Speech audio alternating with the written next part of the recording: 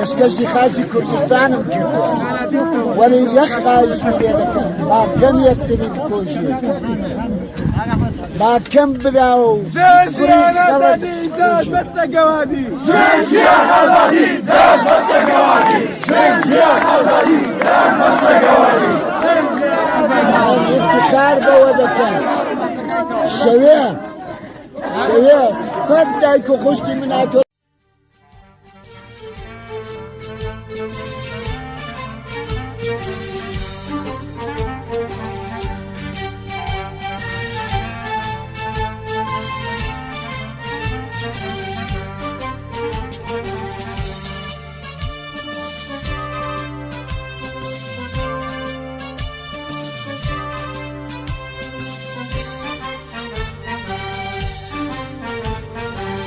کمی مرگی ایوان نای سرشانی که وطن رمان کمی مرگی ایوان نای سرشانی که وطن رمان کمی ایوا تو ریوخین کمی ایوا توجموتی کمی ایوا پینگوی زوبو پیشی برده بری بیانی آزادی دلن همو لمکی شادی یادتن بکن لبر بیانی شادی آزادی یادتن بکن لبر بیانی شادی آزادی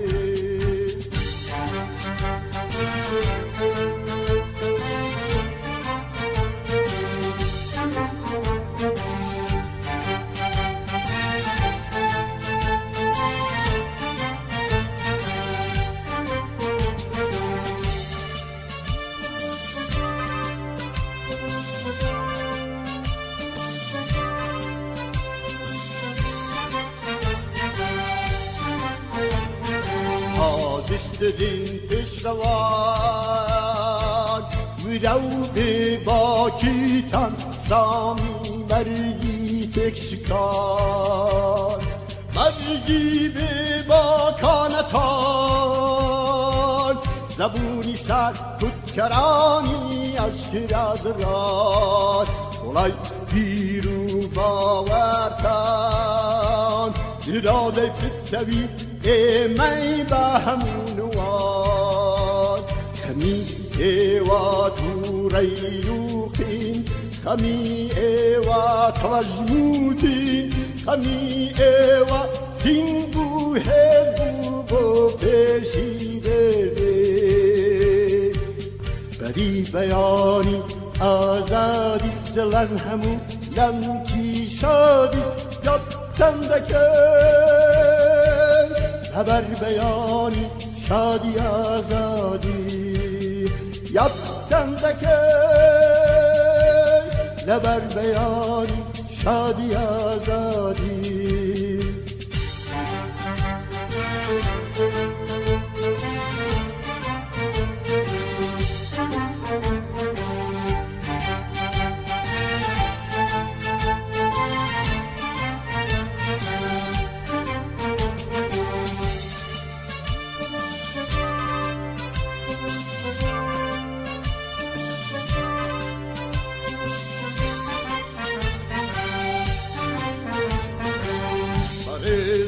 جنبازیتان نمر بازی خوی بریزار رزگاریا رزگاری باشی انسان bu sosyalizm bu azadi yekjariya kami ewa tureyokin kami ewa tavazmutin خەمی ئێوە تین بوو هێز بوو بۆ پێشی بێبێ بەری بەیانی ئازادی دڵان هەموو لەمکی شادی یافتەن دەکەی لەبەر بەیانی شادی ئازادی یافتەن دەکەی لەبەر بەیانی شادی ئازادی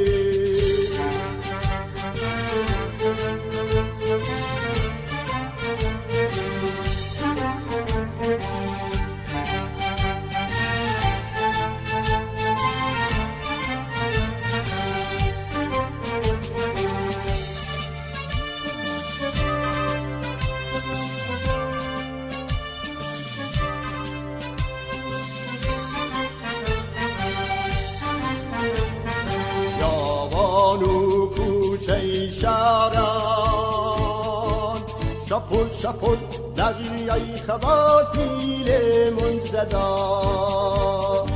از سنگرکی برزی که وار alay sure kabayadi ewa halkira havari zindan kan hajday shawi rashlada da shawgar shaqdaka khami ewa turayuqin khami ewa tawazmutin khami ewa tinbu hebu bo peshi verde bari bayani azadi dilan hamu lanki shadi yaktan dake nabar bayani shadi azadi yaktan dake nabar bayani shadi azadi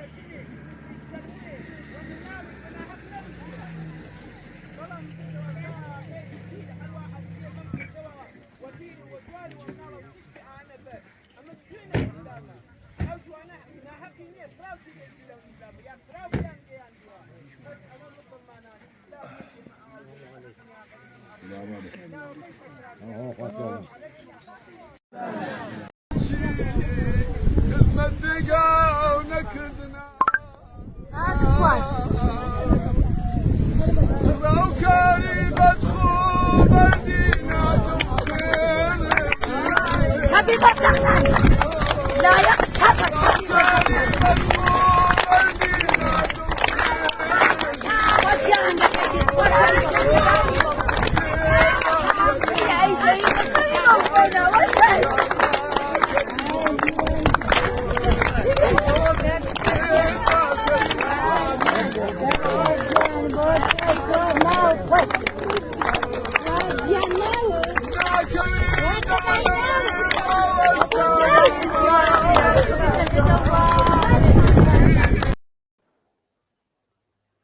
ژن ژیان ئازادی، نان کار ئازادی، کورد بەلوچ ئازادی و بەرابەری، مەرگ بەر ستەمگەر چەشا بێت و چەڕێبەر، سڵاو بۆ شەقام، سڵاو لە ڕێبەری شۆڕش ژن، سەرکەوتنتان پیرۆز ژنانی شۆڕشگێڕی وڵاتەکەم. ئەمە دروشمی خەڵکێکی ئازادیخواز و بەرابەری تەڵەبە کە لە ئێستا لە شەقامەکانی شارەکانی ئێران و کوردستاندا سینگیان یاوە بەر فیشەک و شانە و شان ژنان و پیاوان بەرامبەر بە کۆماری ئیسلامی شەڕ و پێکدادانیان هەیە. ئەمە دروشمی خەڵکێکە کە 2 مانگە بۆ ئازادی، بۆ ژیانێکی باشتر، بۆ ڕفاه و ئاسایشی باشتر لەگەڵ کۆماری ئیسلامی شەڕیان دەبێت. سڵاوتان لەبێ بینەرانی خۆشەویستی تەلەڤیزیۆنی کۆمەڵا، من لە خزمەتتاندام بۆ پێشکەشکردنی بەرنامەی ڕاستەوخۆی ئەم شەوی تەلەڤیزیۆنی کۆمەڵا واتە 27 مانگی خەزەڵوەری ساڵی 1401 هەتاوی بۆ باسی زیاتر لەسەر ڕووداوەکان دەستکەوتەکان ئەوەی کە ئێستا چی لە شارەکانی ئێران و کوردستانە لە ئارایە. بەشداری دوو میوانی بەڕێزمان بەشدارە لەم بەرنمەیە هاوڕێ ئەسرینی قادری و هاوڕێ ئامینە کاکەباوە ئەندام پارلەمانی پێشووی سوێد کە ئەم بەرنمەیە بە دوو پێکدێ بەشی یەکەمی هاوڕێ ئامین بەشدار دەبێت دوای ناوبڕێک هاوڕێ ئەسرینی قادری بەشدار دەکەین. هاوڕێ ئامین ئەم کاتت باش زۆر بەخێر بی بۆ بەرنامەی ڕاستەوخۆی تەلەڤیزیۆنی کۆمەڵا. ڕێسلااو ڕێز بۆ جەنابتان وە بۆ هاوڕێیانی کارکونان و هەموو بیسەران و بینەرانی ئەم بەرنامە. زۆر سپاس هاوڕێمین. هاوڕێمین خۆتان دەزانن کە دوو مانگە لە ئێران ئاخێزێکی جەماوەری بەرحەق لە ئارادایە. ئێوە ڕەوتی ڕووداوەکان بەرەو کوێ دەبینن و پێتان وایە بەرەو کوێ دەشن؟ خۆتانزان کە لە 3-4 ڕۆژی ڕابردوودا زیاتر لە 20 کەس لە شارەکانی ڕۆژهەڵات گیانیان بەخ کردووە. بەڵێ پێشەکی ویستم کە سەرخۆشی خۆم و هاو پشتی خۆم و هاو دڵی خۆم و هاو خەمی خۆشم بۆ بنەماڵەی هەمووی ئەو بەڕێزانە کە ڕۆڵەکانیان لەدەستداوە بە تفەنگی جمهوری ئیسلامی بە هەموو ئەو منداڵانە کە گیانیان لەدەستداوەوە بۆ مەحسایە ژینای ئەمینی و بنەماڵەی ئەو و هەموو ئەو کەسانش کە ئێستا لە سیاساڵەکانی جمهوری ئیسلامیدان کە ڕێزم هەیە بۆیان و هیوادارم ئەو هەموو لاوەی کە زەخماریش بوون و لە بیمارستانەکانن یا لە هەچکوێیەکن ئەوان بە زووترین چاک ببنەوە بۆی ئەو شۆڕشە احتیاجی هەیە بە هەمووی ئەو دەنگانە. دیارە کە ئێستەکانە ڕاستان دەوێ کە هەمووی کەفی خیابانەکان پڕە لە هەزاران ژن و لاو و جوان و کرێکار و زەحمەتکێش و محەسڵ و مامۆستا و معلیمان ئینسان هەر لێرەوە زۆر بۆشی سەختە دوای بینینی ئەو هەموو ئەکسی گیان بەخت کردووە کە ئێمە شتمان ببێ. من پێم وابێ قسەکان هەمووی ماجراکان ئەوان خەڵکی کوردستان، خەڵکی شۆڕژگەری کوردستان، ژنانی شۆڕژگەر، پیاوان لاوان لە کوردستان و لە هەمووی ئێران ئەوان خۆیان لە جریانی ماجراکاندان. ئەوەی ئێمە لێرەوە دەیبینین لە تۆڕی مێدیاکانەوە لە سۆشیال مێدیاکانەوە یاوە لە کاناڵای وەکو تێوە کۆمەڵە و یا کۆنتاکتایەکە من خۆم هەمە لەگەڵ ناوەوە ئەوەیە کە قینە و تووڕەی خەڵک ئەم جارە وەکو هیچ جارێک نییە. یعنی دیارە لە توولی 4 دانە دەهەدا لە 40 ساڵ زیاترە کە ڕژیمی کۆماری ئیسلامی هەیە زۆر جار شۆڕش سەری هەڵداوە و شۆڕشیان بە تاومەعنا تێکشکاندووە. ئەم جارە کە شۆڕش لە کوشتن و بە شێوەیەکی زۆر دڕندانەی ژینای ئەمینی سەقز کە ئەو شۆڕشە سەقزەوە لە کوردستانەوە سەری هەڵدا و دوایی بڵاو بۆەوە لە هەموو شارەکانی تری ئێران و لە حتا زایدان هەتا کوردستان لە هەموو بەخشەکانی ئەم جارە نسلێکی جوان، نسلێکی لاو، نسلێکی ڕۆشنبیر کە زۆر زۆر لە بیریان حتا شاید نەبێت لە چونکە ئەوەندە جوانن کە قیامی 57 چ بوو بەکوێدا کێشرا. ئەوەندە دەزانن کە ڕژیمێکی دڕندەی کۆماری ئیسلامی هەیە کە تەواوی مافەکانی ئینسانی لە ئەوان سندۆتەوە، تەواوی مافەکانی تاک، مافی ژنان، مافی جۆزیترین ماف لە ئینسانەکان و لە تاکەکانی سندۆتەوە. بۆیە ئەم نەسلە ئەو ڕژیمەی ناوێ بەعکسی ئەوانەی کە پێیان وابوو لە ساڵی 2009 میلادی یا لە 2007 یا لە 2010 ئەمە لە کۆماری ئیسلامیدا حتمما ئەکردرێت مڕفۆرم بدرێت. من بخۆم ئەو 14 ساڵ لە عزوی پارلەمان بووم، هەرچی هەفتە و مانگ و کات و ساتێک بوو ئەمەم لە پارلەمان ئەهاروژان و هەمیشە ئومیدیان بوو هەم وڵاتانی ئەوروپا و وڵاتانی شەرق و هەمچنین هەموو بەکسەری وڵاتەکان و ئەکسەری ئەوانەشی لە کۆماری ئیسلامی دابوون کە بەناو ئیسلاح تاڵەبان هەمیشە پێیان وابوو دەکرێت کە لە ناو دڵی ئەو ڕژیمەدا ئاڵوگۆڕ بەوجود بێ. بەڵام من لە یەکشت خۆشحاڵم کە کۆمەڵا ئەو ڕێکخراوی کە خۆم پێشمەرگەی بووم و ئێستەکانش لە خوێن و گیانمە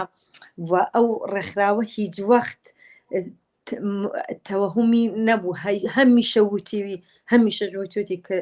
نە بە جمهوری ئیسلامی. و من ئێستا بۆیە خۆشحاڵم کە هەمووی ئێران هاتنە سەر ئەو قسەی کە کوردستان و گەلی کورد و چپی کوردستان کە بەتایبەت کۆمەڵەش بووەیە ئەو ڕێکخراوانەی تری کە هەن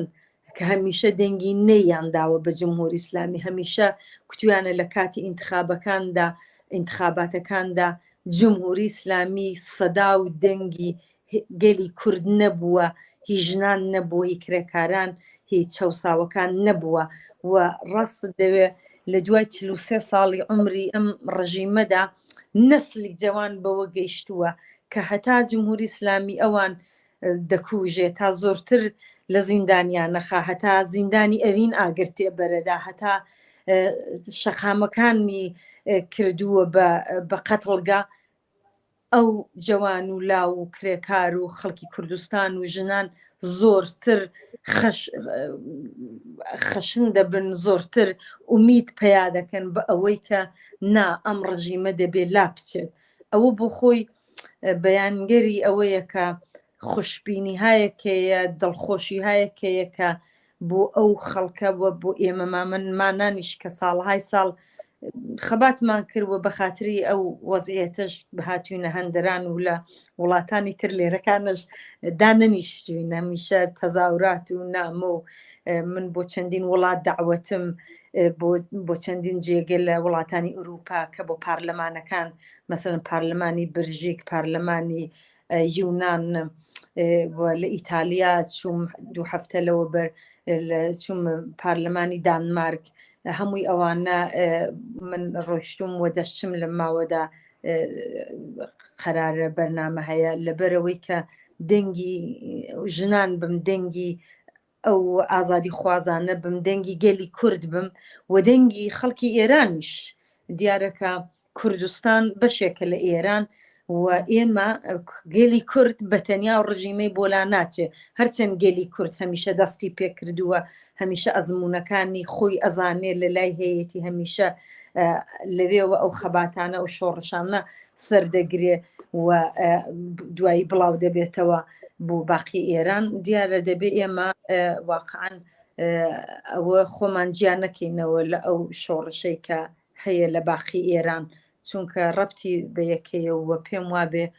وەختێکیش کە ئێمە یەکگرتوین و یەکسەداین و هاودمین و شعارەکانمان کە وەکو ئێستا دەڵێن کوردستان کوردستان یا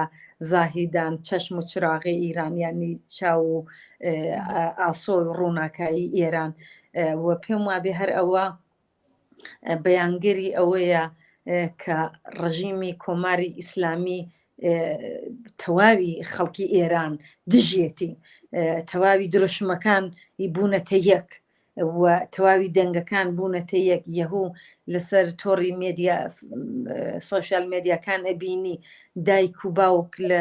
سەقز، لە سنە، لە مەریوان، لە دیواندەرە، لە بانە، لە مەهاباد، لە تاران، لە ڕەش، لە زایدان، لە هەمووی ئەوە دەڵێن من دایکی تەنهانیم، من باوکی تەنهانیم کە ڕۆڵم لە دەستداوە. حتا لە دەستدانی ڕۆڵەکانیشیان ئێستەکانە بۆتە ئەوە کە خەمەکان و کە تازیەکانیش بە یەکەوە دەکەن. تەواوی ئەوانە نیشان دەدا کە ڕژیمی جمهوری ئیسلامی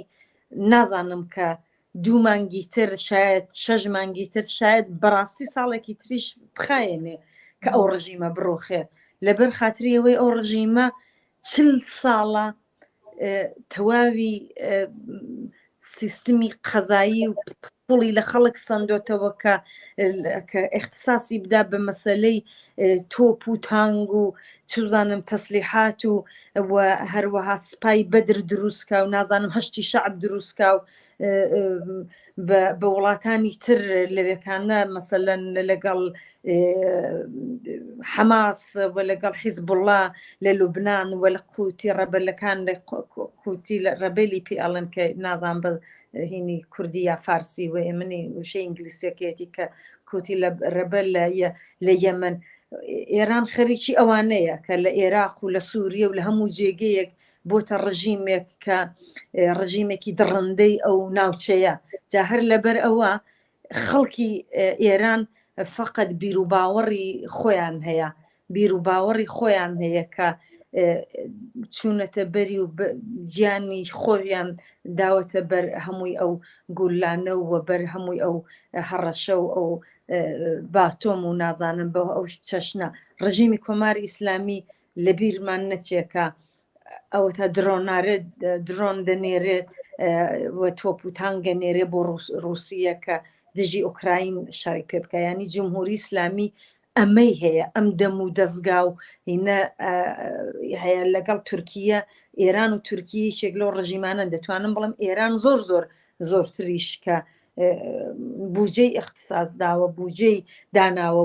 بۆ مەسەلەی نیزامی و دوایەوە خەڵکیشی لەگەڵە ئەو هەموو جاش و پاستار و بەسیج و ئەوانشی لەگەڵە دەبێت لە بیرمان نەچێ بەرحاڵ هەرچەند زۆر عیبە حەدیەقل بۆ ئەو جاشانە هەدیەقل بۆ ئەوانەی کە خۆیان کوردن کە دەبینن ئەمڕۆکە کەس و هاوسەکانی ئەوانە بەگولیان دەکوژرە سبحینی خۆیان و منداڵەکانیانە جا لەبەر ئەوەیە کە ئەوەش بۆ خۆی دەبێ واقعاً ئێمە لەسەری بڕۆین کە خودی ڕژیمی کۆماری ئیسلامی لە کوردستان ئەگەر کوردی لەگەڵ نەبێ ناتوانێت دەستنشانی ماڵ بە ماڵ بکایە لە باقی مەکتەبەکان و مدارسەکان و ئەوە بچێت لاوان دەربێنێت و لە زیندانەکاندا بیان هێنێ یا لە خەستەخانەکاندا من بۆ خۆم دانەیەک لە خزمەکانم لە پورزاکانم 19 ساڵە بوو کە لە ئەو تەشی جەنازەی ژینادا شرکەتی کرد محەسڵە لە دانشگای کوردستان زەخمیان کرد بە زەخماری هاوردیانە دەرەوە لە بیمارستانی سنە بردیان ئەگەر جاژ نەبێت و ئەگەر ئەوە نەبێت هەزاران جوانە و 15 معلومیە 30,000 نەوجوانی وەکو ئەو لە زینداندایە ئەکسەری زۆری لە بیمارستانەکان و لە خەستەخانەکاندا دەیان هێنە دەرەوە جا هەر بۆیە دەبێ ئێمە لەسەر ئەوەش بڕۆین کۆماری ئیسلامی بەداخەوە کوردیشی لەگەڵە ئەوانی کە جاشە وێ دیارە حتمما ژمارەیان کەمترە بێت بەڵام کەسی خۆی هەیە نیروی خۆی هەیە بە هەموو نەوعێک و نیروشی مسلح کردووە لە زۆربەی وڵاتەکانی دەوروبەر یانی دیارە جمهوری ئیسلامی هەروە بە ئاسانی ناڕۆخێ شاید بە ئاسانی هاتە سەرکار بە ئاسانی ئەو قیامی 57 دزرا و بوو بە قیامێکی ئیسلامی بەڵام یەستەکانە ئەو ئازادیە بە ئاسانی دەست نایات و بەداخەوە ئەو ڕژیمەش بە ئاسانی ناڕوخێ 43 ساڵی تەمەن هەیە بەڵام بە ئەندازەی ئەو 43 ساڵە دە بەرابەری ئەوەش خشونەت و نفرەت و ئەوەی کە خەڵک و لاوان هەیەی لە ئەو ڕژیمە هەر خوێنی دەستی بە خوێنی هەموو مناڵێک لە هەر بنەماڵێکی ئەو ئێرانە پێمانیە نییە نەبێت کە منداڵێکی کەسێکی لەدەست نەدابێ و هەر بۆیە پێم وابێ نەمانی ڕژیمی کۆماری ئیسلامی لەسەر ڕێگەیە بەڵام کەنجێ سەختە کە هەروە بیڵێ بەستەگیشی هەیە بۆی کە ئەو ڕژیمانەی وڵاتانی ئوروپا و ئەمریکا و UN و کەیەستەکانە لە ساڵی 75ەوە کە ئەو ئیمزایەیان کرد لە ئەلجەزایر کە کوتیان ئەم کۆماری ئیسلامی و دەوڵەتی تورک و دەوڵەتی ئەو دەوڵەتانەی کە هەن دەبێ ئەوانە ستابیلن و نازانم ئەوانە کە دەبێت سەقام گیر بن بۆ ئەوەی ئەمنیەتی منتەقەکە ئەوەش ئێستا لە مەنتاڵیتێت و لە زەهینیەتی خەڵکی ئوروپادایە. من ئەو هەموو دەباتەمە کرد حتا لەگەڵ سوسیال دموکرات بووە لێرەیە لە مودرات لە پارلمانی لە پارلمان و لە دەوڵەتی سوێد دەیان کورد جمهوری ئیسلامی ئەی ئەوە بکەین کە ئەوە بەسەرهات لە عێراق و لە نازانم سووریە و ئەمانە ئەو بەحسەیان نەدەکرد کە لە ئێران هاوڕێمن ببوورە پرسیارێکم بۆ دروست بوو خۆتان نەزان لەم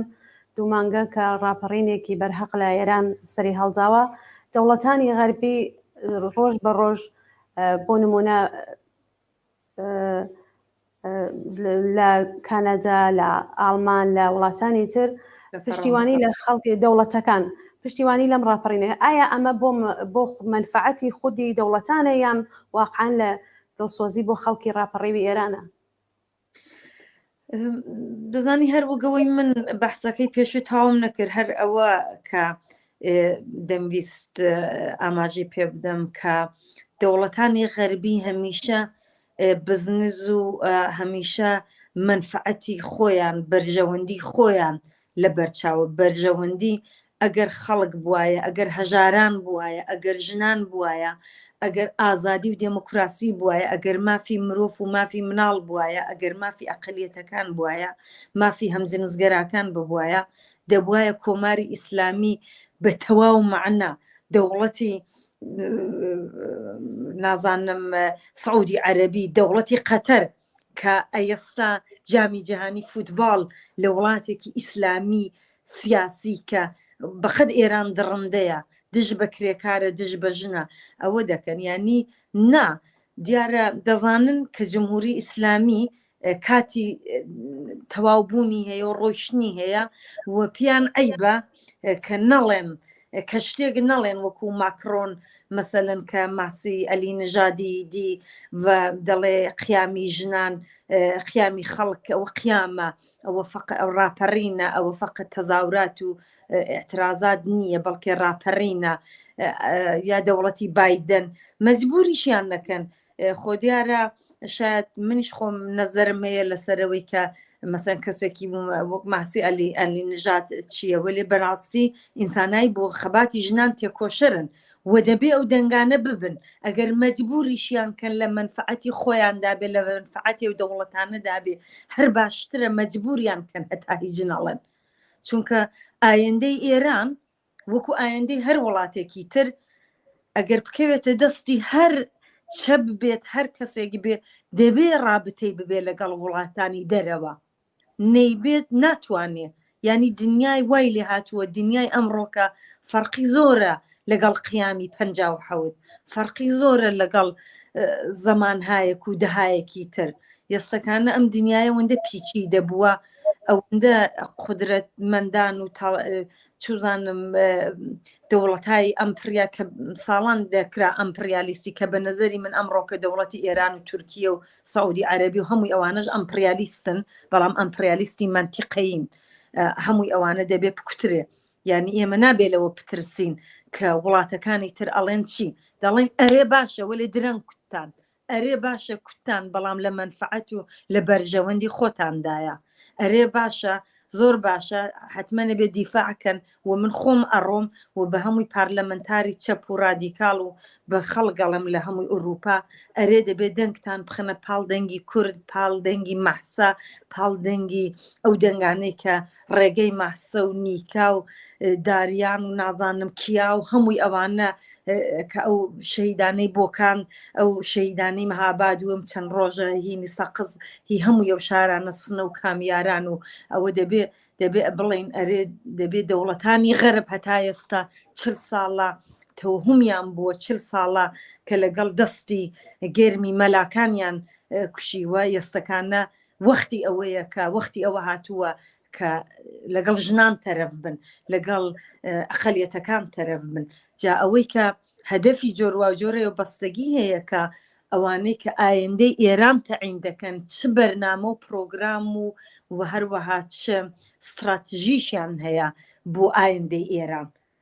ئەوە کە لەگەڵ ڕژیمهای ئەوروپایی لەگەڵ دەوڵەتهای ئەوروپایی بڕۆی بیان بینی یا نازانم ئیدعاد ببێت یا ئەوەیە کە فشاریان بۆ بێنی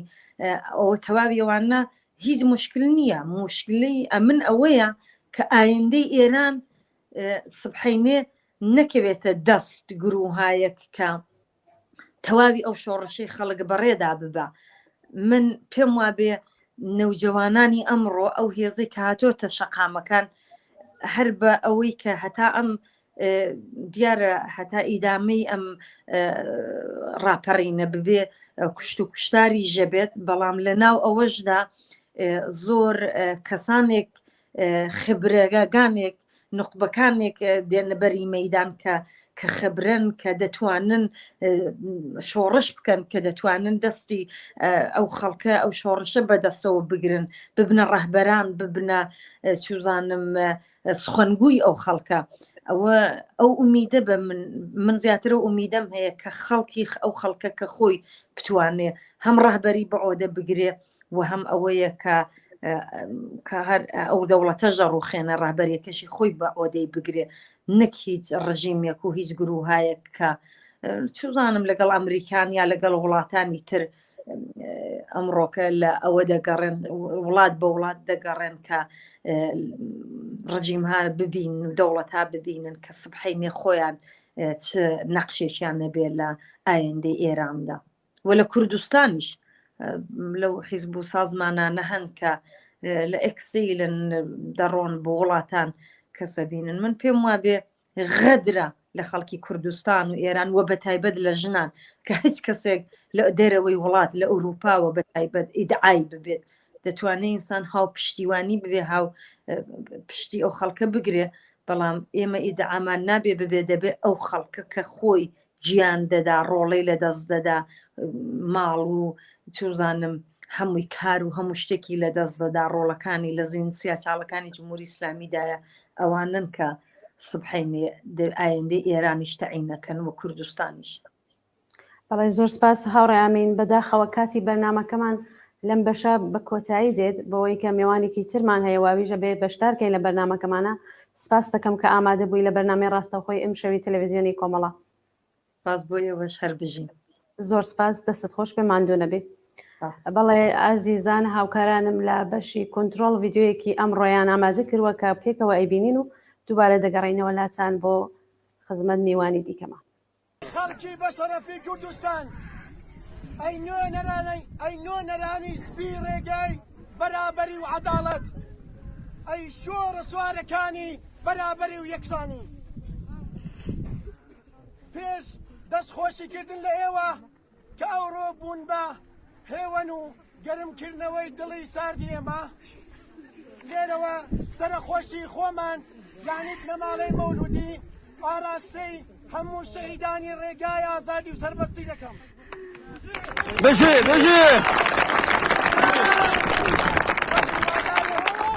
وە هیوادارم ئەو زستانە دوا هەمین زستانی ئەو خاکە دەبێت و دوای ئەو زستانە ساردە دەست پێ دەکەین بە هەڵپەڕینێکی ئەوەندە لە ناوەخی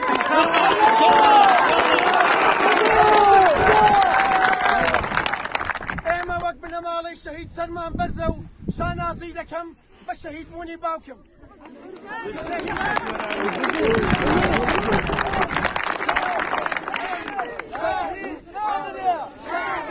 بابر كراوستن شەهیدبوونی بابم بۆ من بۆ براکەم بۆ خوشکم بۆ دایکم دەبێتە هۆی گرگرتنی بیر و هەرزینەتەوەیمان و درێژە پێدان بە ڕێبازی هەموو شەهیدانی کوردستانە.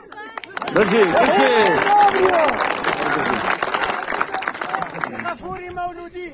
بەپولەیەک بوو بەدەستی ڕژیمی ئێران لە مەودای سێمیتریدا کرایە ئامانج و شەهید کرا و دوای شەهیدکردنی لە کاتی چاوەڕوانی بۆ وەرگرتنی مەیتەکەی لەلایەن هێزە نظامیەکانەوە بە باتوم و بە قۆنداغی تفەنگ بێڕێزیمان پێکرا و بە ئاشکرایی ڕای دەگەێنم من وێستی مەولودی كجمهوري إسلامي بكوجي باب مو ولسر هلوسم سورم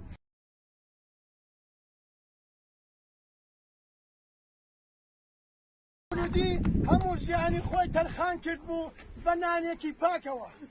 بە نانێک بە زۆری باز و بە زۆری ملەوە بە نانێک کە بۆنی ئاوی ڕوونی لێدەهات بە نانێک کە بۆنی شەرافەت و مەردانەگی لێدەهات خەڵکی بە شەرەفی کوردستان خەڵکی بە شەرەفی کوردستان ئەی نۆ نەرانی سپی ڕێگای بەرابەر کەمان هاوڕێ ئەسرینی قادری ئەنجامی کمیتەی ناوەندی کۆمەڵە لە بەرنامەکەمان بەشدارە بێ. هاوڕێ ئەسرینم کاتت باش؟ ئەم کاتت باش هاوڕێ گوڵناز، هیوادارم ئێوەش باش بن و دەنگم ببیسن. زۆر سپاس، بەخێر بی هاوڕێ ئەسرین. هاوڕێ ئەسرین، من چەند پرسیارێکم لە هاوڕێ ئامین لە بەشی یەکمی بەرنامەکەمان کرد. لێرە پرسیارگەلێک کەسکە لە جنابتانی یەکەم هاوڕێ ئامین باسی لەوە کرد کە ژنان حزوریان بووە. بۆچی لاوان و ژنان پێشەنگی ئەم ناڕەزایەتیانن؟ هاوڕێ ئەسرین، هاوڕێ ئەسرین دەنگ مەبیسی؟ هاوکارانم دەنگی هاوڕێ ئەسرین قەت بوو. ئەسرین هاوڕێ گوڵناز ببەخشە، نازانم کێشەی ئینترنێت هەیە یا چی، ئێستا پرسیارەکەتانم بەباشی تێنەگەیشتم. ئاخری پرسیارەکەم ئەوە بوو کە بۆچی لاوان و ژنان پێشەنگی ئەم ناڕەزایەتیان؟ بەڵێ هاوڕێ گوڵناز، هەروەکە بۆ خۆشتان نەزانن وام ماوەیە تەواوی ئەخبارەکان و تەواوی ڕسانەکان و تەواوی کەسە فعالەکان لە عەرسەهای متەفاوت ئێمە شاهد ئەوە هەین کە لە ئاستێکی زۆر بەرفراوان خەڵک بەشداریان کردووە.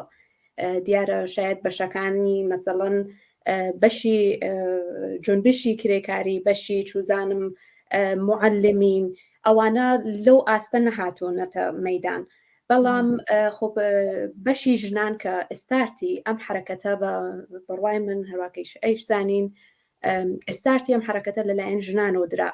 هەروەکە زانین کچێکی تەمەن 22 ساڵ ژینای ئەمینی لە سەقز بەدەستی هێزەکانی سپا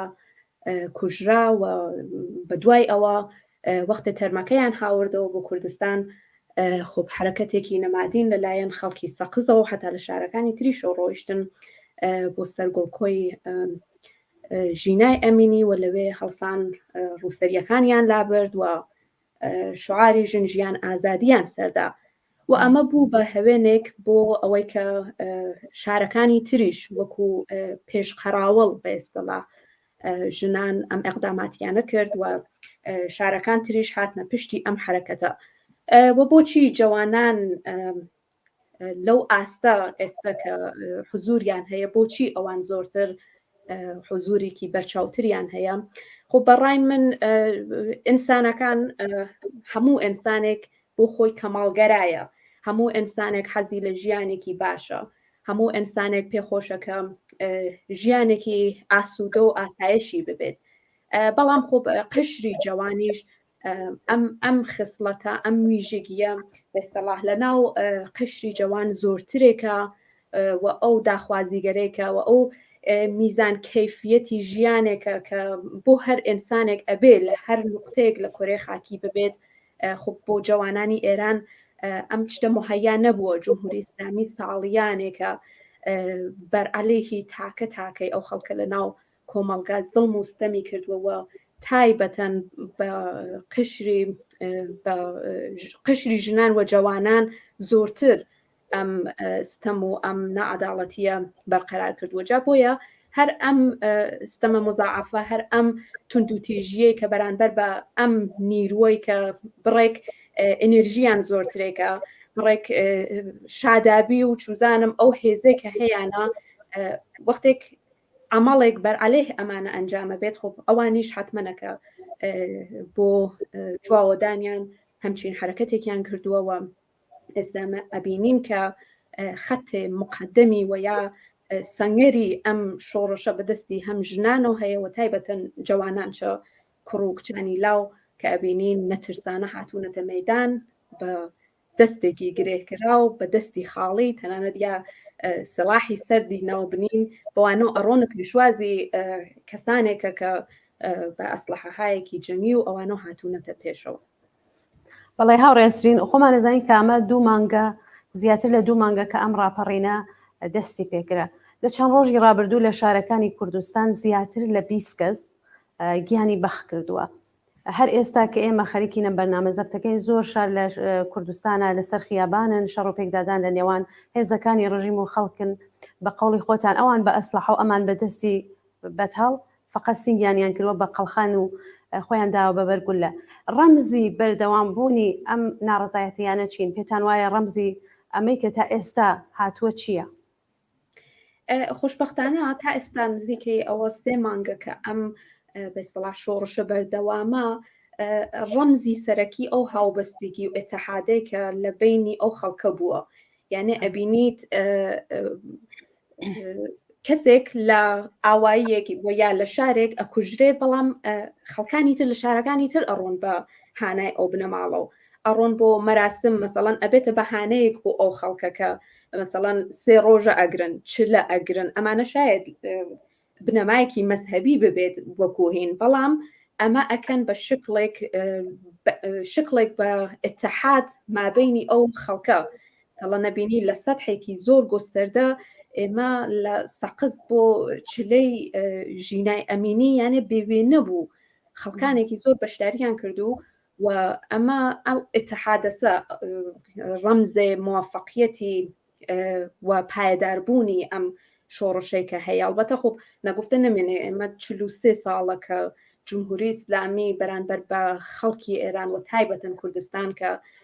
جنبشێکی شۆڕشگەرانەیان هەمیشە بووە پایدار بووە ئەو مقاومەتە و هیچ وەختێکیانە خودێ خەڵکی کوردستان حتا لە ساڵەکانی 57 هیچ وەختی ئەرێنیان نەدا بە جمهوری ئیسلامی. ئەو حکوومەتە بە شکڵێکی تەحمیڵی هاتە سەرکار بە نەوەیەک ئینقلابێک کرا کە کەسێکیان جایگۆزین کرد و حکوومەتێک هاتە سەرکار کە ئێستا ئێمە ئەیبینین و ڕەمزێ موفقیت بۆ هەر جۆنبشێک بە نەزەرم ئەتوانێت یەکێک هاوبەستگی بێت و ئێستا ئێمە خۆشبەختانە ئەمە لە سەدحێکی زۆر حتا فەراتر لە ئێرانیش ئەیبینین تەنیا بە خود ناو ئێران و یا کوردستان نەبووە ئێمە بینین کە لە وڵاتانی تریش ئەو ئەعلام هاوبەستگیە کریاگە و ئەمە ئەتوانێت بەنەوەیەک هەم دڵگەرمی بە وجود بێرێت و هەم سەوزی ڕۆژیش بەستەلاح ئەم نیروی کە لە خارجە کشوەرن ئەم نیروی کە ئەعلام هاوبەستگییان کردو لە شوێنەکانی تر هەر پشتوانن بۆ ئەو خەڵکی کە لە ناو ئێران ئێستا ژیانەکەن. بەڵێ هاوڕێسترین ئەم ئاخێزە دەستکەوتایەکی بۆ بەڕایەوە ئەو دەستکەوتانە چین بۆ ئێستا؟ بەڕای من ئەم شۆڕشەی کە ئێستا بەردەوامە من فکرەکە من هیچ وەخت ناگەڕێتەوە بۆ دواوە. ئەگەر کچێک لەچکەکەی دەرهێناوە ئیتر قەت ئەو شتە ناڕاتەوە بۆ دواوە. ئەگەر جوانێک خاستە و متاڵباتێکی مەترح کردووە ئەگەر بەڕاحەتی بەرعەلەی حکوومەت بەرعەلەی جاشەکان بەرعەلەی ئەو سیستمە شعار ئەدرێت ئەو ترسە ئیتر شکا و جمهوری ئیسلامی ئەلبەتە مەشروعیەتی لەدەستا بوو ساڵیانێکە کە مەشروعیەتی لەناو خەڵک نەما بوو بەڵام ئەو ترسە هێشتای لەناو خەڵک مەوجود بوو یعنی سەرکوبی ئەو نش وەحشیانە بووە جمهوری ئیسلامی خەڵک نەیتوانی و حتا ئازادانە نەزەرات و یا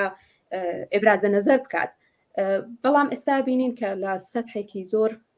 بەرچاوتر خەڵک نەترسانەتێن شعارەدەن نەترسانەتێن بەیانی و ئێتڵاعیەدەن بەڵام خۆ کەموکاسی هەیەکیش هەیە ئێمە بینین کە جۆنبشی کرێکاری ئەو جۆرەی کە ئەبوایە ئێستا لە مەیدان بوایەت خۆب ئەوبەتە ئەویش دەلایلێکی هەیە کە حزورێکی ئاوا بەرچاوی نییە لە ئەوایلی مەسەڵەن ئەم شۆڕشۆ ئێمە بینیمان کە قشری متوسطی جامعە بەو شکڵە نەهاتوونە مەیدان بەڵام ئێستا خۆشبەختانە قشری متوسطی جامعە قشری خوارەوەی جامعە ئەمانە هەمویان هاتوونەتە مەیدان جوانانن ژنانن لەو سەدحە بەرفراوانە بەڵام خۆب کەموکاسیەکەی وتم ئەگەر بەسەڵاح کرێکاران لە سەدحێکی وەسیعتر بتوانن اعتصاباتێکی گۆستەردە لە سەدحی پێتروشیمیەکان لە بازاڕیان حتا ئەگەر کارهایەک لەو نوعە بکرێت ئەتوانێت مۆفەقیەتها و یا مهرە سەرنگونی قەتعی جمهوری ئیسلامی بۆ بکرێت بەمل ئەم شۆڕشەی کە ئێستا بەردەوامە. بەڵێ هاوڕێسترین جیاوازی ئەم ئاخێزە چەک ئاخێزەکانی پێشوو لە ئێران و چییە خۆ جارانیش ناڕەزایەتی هەربوو گرانی هەربوو بەڵام ئەم ئاخێزە جیاوازیەکەی چییە ئاخێزهای پێشووترە؟ بەڵێ وەکو خۆشتان وتان خۆ ساڵی هەشتا ئێمە شاهدی ئاخێزێ بووین ساڵی 96 ساڵی 97 و بەردەوام هەمیشە کرێکاران تایبەتەن اعترازاتیان بووە بەڵام لە سەدحێکی گۆستەردە بەم شکڵە نەبووە مثلەن معلمین خۆ ئەوان ساحبی ئەلبەتە تەشەکل بووگن یعنی بڕێک لە جۆنبشەکان هەست ئەوانە بۆ خۆیان ساحبی تەشەکلن ساحبی سازمانن بڕێک شاید کار بۆ ئەوان ڕاحەتر ببێت بەڵام ئێستا کە ئەم شۆڕشەی کە ئێستا ئەیبینین دەستکەوتایەکی یەکجار زۆری بووە وتم پێشووتر لە پرسیاری پێشووتر باسم لەوە کرد کە هیچ وەختێک ئەم شۆڕشە ناگەڕێتەوە بۆ دواوە شاید حتا ڕێگەی 100 ساڵەیشی پێواوە ئەم اتفاقاتەی کە لەم تقریبەن 3 مانگەی کە گوزراوە شاید بێژم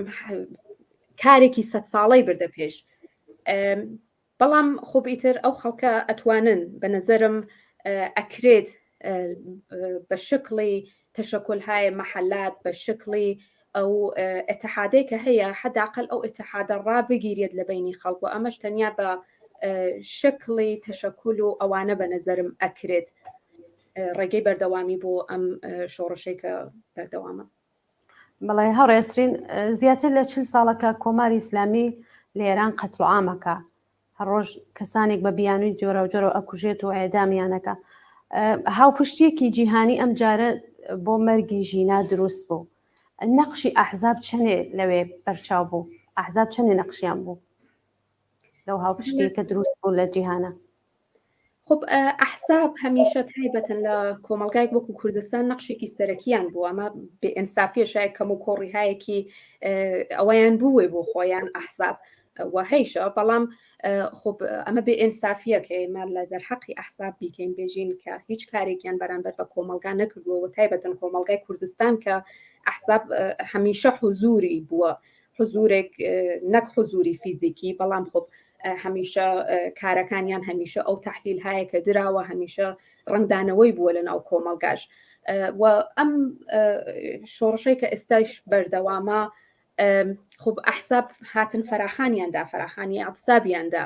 و ئەو فراخانی ئەعتسابە بوو بە نوعێک حتا چاولێگەری بۆ شارەکانی تر یعنی ڕێگەی ڕۆشنۆ کرد بۆ ئەوان کە ئەعتساب ئەتوانێت ڕێگەیەکی باش ببێ بۆ نەوتن بە جمهوری ئیسلامی و ئەمە بە نەزەرم ڕەمزێک بووە بۆ ئەحزاب کە جێگە و پێگەیەک لە ناو کۆمەلگا بیان بێت. بەڵێ زۆر سپاس هاوڕێسترین من پرسیارێکم نەماوە سپاس بۆ ئامادەبوونت لە بەرنامەی ڕاستەوخۆی ئەم شەوی تەلەڤیزیۆنی کۆمەڵە. سپاس بۆیوەش. زۆر سپاس. بەڵێ هاوکارانم لە ئۆتاقی کۆنترۆڵەوە ئەگەر لە بەردەستانە ڤیدیۆی ئیمڕۆ هەیە بۆمانی بڵاو بکەنەوە.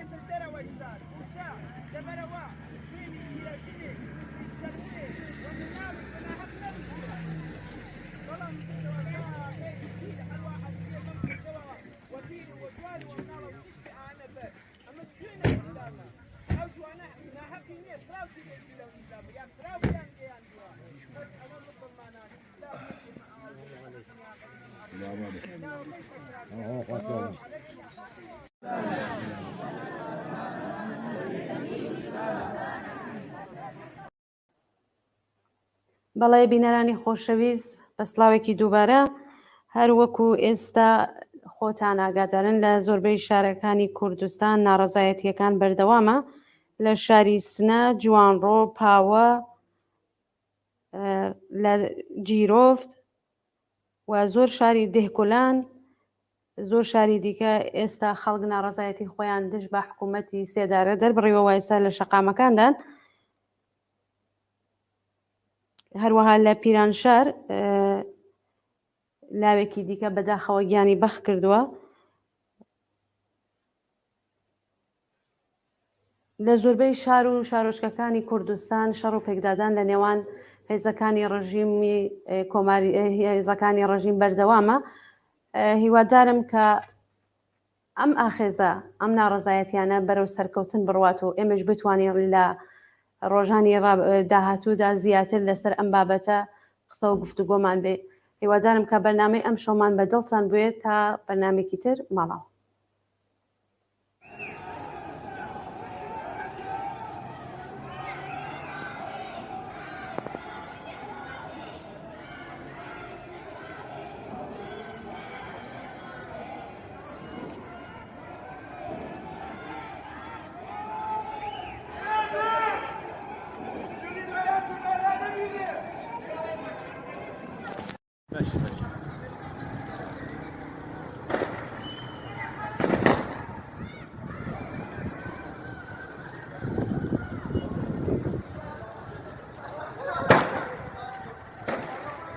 يوري وقريب واسم مثل الذي فيه هو